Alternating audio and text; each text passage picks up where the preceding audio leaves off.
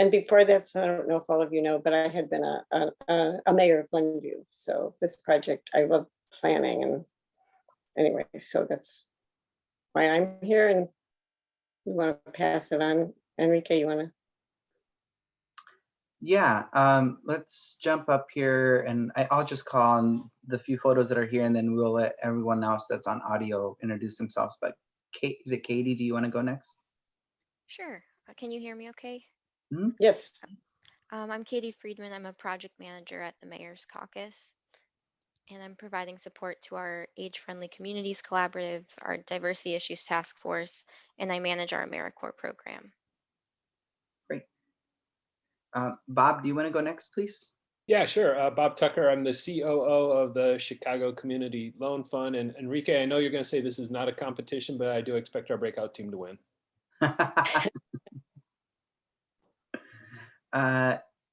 See, I have Dominic. Dominic Strazo. I'm with Lake County Community Development. Okay. Angela. I am Angela Brooks. I'm the director of the Illinois Office of the Corporation for Supportive Housing as of the last 90 days. And before that, I was development manager with the Chicago Housing Authority. Great. I have Hans. Hi, yes, Hans Mock, Community Development Administrator for McHenry County. Great. And then I have Jamie. Hi, good morning. Jamie Jackson with CMAP. I'm relatively new to CMAP, so just here to learn about the committee's work and all the great housing work that we are doing in partnership with the Mayor's Caucus. Great. And then if people on the phone want to just jump in, that'd be great. Sure. This is Krista Brown. I'm the Planning and Zoning Manager with Lake County Planning, Building, and Development. Great.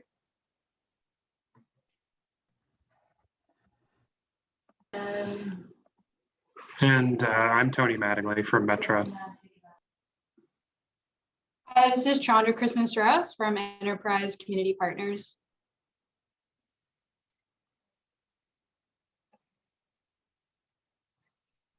Who else hasn't gone? And Brianna, we haven't heard from you. Hi, everyone. I'm a planning intern at CMAP. I'm here to take notes. Okay, Brianna, well, we see your face, and so we want to make sure everybody knows who you are. All right. Anybody anyone else who has not?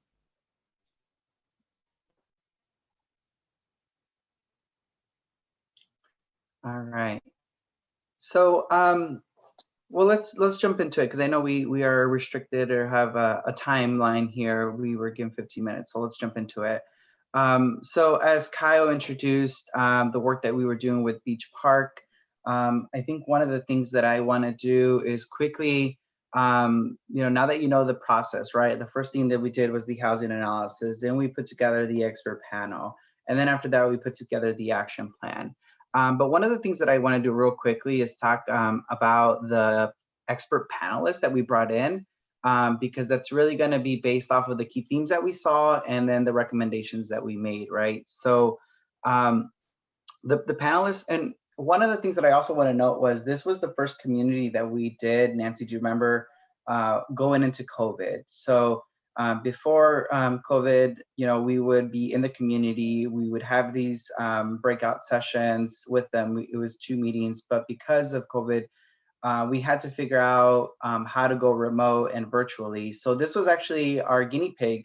And we had decided to actually break it up into 2 different meetings, just because our expert panel group was fairly large and we didn't know how that was going to go with the community and the stakeholders. So we broke it up into 2, and we realized that we wanted to keep them together mostly because when we bring in the expert panelists, we want them to bounce ideas off of each other, and that's how we come up with a lot of the recommendations is just based on the conversation that is being held in that room during the expert panelist time. So we did realize that, and we went back to the structure where it's just 1, and we extended the time. So it is a long meeting. It's an hour and a half, sometimes up to 2 hours, but we get a great conversation. And for Beach Park, the expert panelists consisted of David Nelson, who is a city administrator for the city of Harvard.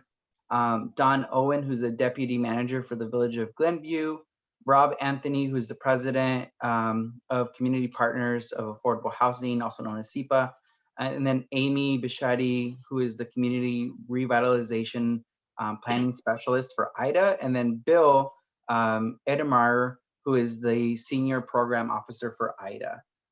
So that And was, if I, yeah, go ahead. yeah, if I can too, if I, just one quickly, I just want to, so you understand this panel, how it works. We had already identified the issues or the things that we wanted to deal with, the challenges that Beach Park had.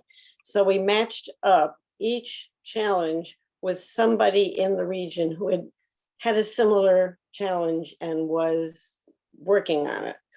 And this meeting, we do nothing at the meeting. Basically, it's a conversation between our stakeholder group and the expert panelists so that they can share and ask these experts, well, how did you do this? What about that? And that's kind of the purpose of it, is to get to know each other and think about things that they can do in their own community. And with that, go ahead, Enrique. Sorry to interrupt. No worries. Matt, is it you that's here with us running the show? Yep. Do you mind advancing to the next slide? So these were our key findings. These were our trends, right? Based on the housing analysis that we do. And we actually forwarded everybody the action plan, and we attached the housing analysis that we do to the end of that, so you could see or have an idea. And if you don't have one, you can find them actually on the link on the webpage for your committee. But it's a full housing analysis, but these were the trends, right? We saw that Beach Park residents are aging in place, especially homeowners. 2 out of 10 owners are over the age of 65. And I do want to note that this is something that every community that we worked with has this in common. So that's the one thing that we did see throughout the 10 communities that we saw was aging in place. Some rental housing is unaffordable. 1 out of 4 renters are paying more than 30% of their income. And then other rental housing is affordable and can be preserved because 1 out of 10 residential unit are mobile homes. So there's a mobile home park in the community. Actually, there's a couple, but they're all concentrated in the same area on the east side of Sheridan in the community. So they're all clustered together. And then last, we saw that there's an opportunity to better integrate the mobile home parks along Sheridan, right? So that's not a surprise that these mobile home parks are clustered together. They're seeing a lot of affordable housing is within the mobile parks. But one thing that we did see was that there was a little bit of disconnect between the mobile home park and the community in itself. And one of the things that I do want to point out is that this came up quite a bit. This is where, unless the data didn't show a whole lot there, right? There's not a whole lot of meat to that bone unless you have that conversation with the community. And when we invited the stakeholders to the first meeting, it came up and people came up to me afterwards and we're talking about how, like, there's an opportunity to help those that live in the mobile home park. They want to become homeowners and they want to live in the community, but there's a disconnect there. How do we do that? So that's how this became a very big topic within the community. And that's how we brought in the expert panelists, as Nancy was saying. We paired them up. We go back and we think about, okay, where have we seen these trends, right? And who has a success story from overcoming some of these trends? And that's how we bring in the expert panelists. So Nancy, did you want to add something? No, I think that's okay. Matt, can you advance to the next slide, please? And so from that analysis, those conversations, the expert panelists, we came up with 5 short recommendations here. So the first one was to encourage a corridor-wide plan for Sheridan Road with a strong focus on housing and commercial development. So here we saw that they had some vacant parcels that were vacant. Some of them are owned by the community. So there's a real opportunity here for them to study that corridor a little bit better. And they're even with their vacant parcels, as number 3, develop senior housing along Sheridan Road to meet the growing demand was an opportunity. But it has to be fleshed out a little bit more. But we did see that there is an opportunity there. not to mention that they've already done some planning work in the community. They are, I believe they were in the middle of doing a transportation improvement. I think it's a Northern Lakeshore Trail connectivity plan that we're doing. And it did, there's a recommendation there. Also identifying Sheridan Road should be looked at a little bit closer. And if you don't know geographically anything about this community, it's very close to the lake. And one of the things that we saw is, so it's Sheridan Road, and then it's the mobile home parks, and then it's a forest preserve, and then it's the lake. So it's a very attractive land area.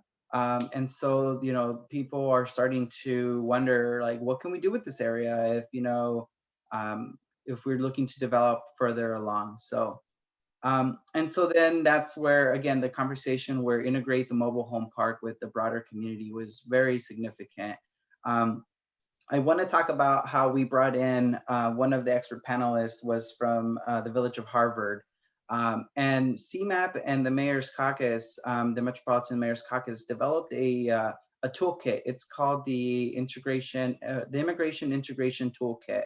And this toolkit really talks about integrating this community into the broader community, right? There's language barriers. There's also some sorts of social barriers, economic barriers that disconnect this population from the rest of the community. So Harvard talked about how they are using it, right, to socially integrate the community into the broader community. But more than anything, one of the things that we thought was very unique is how they were using this toolkit, that the majority of the toolkit is designed to socially integrate the immigrant community into the community, but they started using it in a different way. They started using it in a way where they can look at infrastructure changes in the community to really integrate the community, right? They're looking at the integration barriers, right? The infrastructure barriers to integrate the community. And so they had been working with HUD and CBDG funds to really talk about sidewalks. We know that Sheridan Road doesn't have a whole lot of sidewalks along its corridor, right? So that's already an issue number one, that you would think, okay, well, if there's not even a sidewalk into the community from these mobile parks, how can we change that? So that recommendation is one of the bigger recommendations, and we already are helping them move the needle with that one. We're helping them partner up with Lake County and talk about some infrastructure funds that they could use to see if there can be some integration. So that conversation is already happening between them. And so that's an example of how we've used other resources internally, right, toolkits, and then experts in other communities. And then the fourth one was advertise homeowners and rehab programs. So through SEPA and IDA, there's a long list of resources, right? All the way from homeowner tax credits to aging in place tax credits or funding that can help seniors age in their homes. So I think one of the biggest things there was bringing Rob Anthony, that has a slew of resources to talk about how they have been used in their community in the Round Lakes area, and how they can help them establish something like that as well. And then last was to explore a renters' rights program, because we did hear from the community that there are some landlords that have neglected some of the properties. So again, through SEPA and through IDA, we're able to offer some resources that could help them establish a renters' rights programs, right, to address the quality of the housing that's available to the residents in the community. So I do want to pause there because I gave you a lot. I may add let me add one or two little things to that as well, because you probably figured out with what Enrique had said, that the mobile home park is where a number of the Hispanic community is moving. And so it's how do you better integrate it, which is why we brought in other communities that have been trying to do that as well. because we feel it's important that they're not only a barrier, physical barrier, but you still have that social barrier. So we had some conversations around that. And why Sheridan Road is so important is it's a pretty built out community, but Sheridan Road is changing. It's got some commercial that is probably not going to last over the long run, and they recognize that. They have some areas that are already up on the market. And so this is an area that could be ripe for redevelopment. So that's one of the reasons why Sheridan Road became a focus of a lot of their thinking and then our work. And so we did talk a lot about that and the opportunity to integrate housing and commercial along there in a better way and address some of the issues that they have. And as far as their aging community, they've got a lot of homeowners here that live in their single family homes, which is what the majority of the rest of the community is. And there are a lot of residents there that have been there a long time and they love the community and they really don't want to move. So it's making sure that they can stay there. Their houses remains safe, healthy. So those are the types of issues that we did get into in more detail as we were talking with the community. Yeah, and Matt, if you don't mind just bringing us all back together, because the next part of this presentation was the discussion. But yeah, we want to open it up for thoughts. We want to build our, one of the things that we want to do, we're hoping is to build, the list of resources or the best practices that we might not know about. But as we're looking into the next round of homes communities. So I'll stop talking and I'll let people maybe give some comments and their thoughts.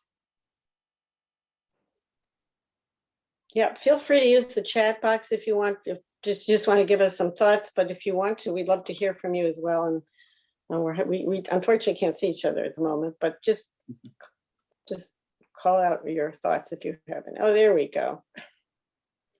I'm curious as to, I know ADUs is a real big hot button right now. Why or why not that wasn't considered as one of the initial recommendations? Probably because it didn't enter into part of the conversations, but it doesn't mean that it's something that cannot be considered, in the future. I think we spent so much time really talking about Sheridan Road and the mobile home parks, because there's issues with the mobile home parks too. There's concern on some of the stakeholders that were there that there's properties that could be developed along Sheridan Road, but their proximity to mobile home parks they thought was not going to work. So we spent a lot of time saying, no, it can work, and going through and giving examples, which is one of the reasons we had Donna and from Glenview there, because Glenview does have a mobile home park that built some very lovely upscale homes right adjacent to it with a shared playground and a shared jogging trail, and that trying to allay the fears that people have. So I think probably it's because we didn't have enough time, if you really want me to be honest. We focus on where they are really focused, but it is a great suggestion, and that's why we love to have, why we're doing this, because it doesn't mean we can't come back to them with it. Because part of our purpose is to stay with these communities for at least as long as we can and continue to work with them and addressing the issues. So that's a great question. Yeah, and one last thing I'll add to it is we did run out of time. These are meant to be, quick. The process is a lot quicker than doing like a full-blown plan. But we did have communities like Naperville where it did come up, and the recommendations had a lot of conversations around that as well. So we're going to run out of time, but if anybody has more thoughts and would love to let us know, please, go through our committee. If you want to send emails or to us, we'll leave our contact information as well, because we really are looking for as much. And then the next session, you'll see we're actually asking for help because we're struggling a little with this last community. So, and I think we're going to be pulled from here in a minute. Yeah. Oh, yes. I didn't give mine. Thanks, Enrique. Yeah. All right. Well, thank you.